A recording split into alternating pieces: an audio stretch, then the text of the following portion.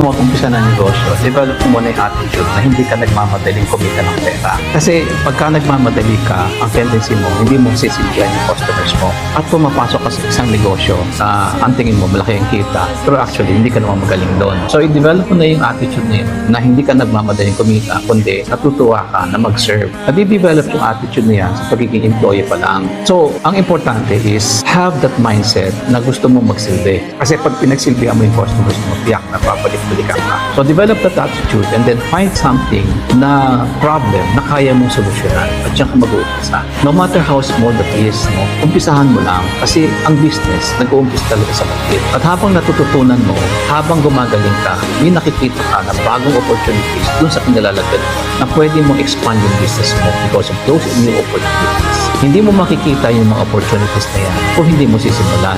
So ang unang-unang gagawin mo is develop that attitude of being a servant habang nasa employment ka pa lang.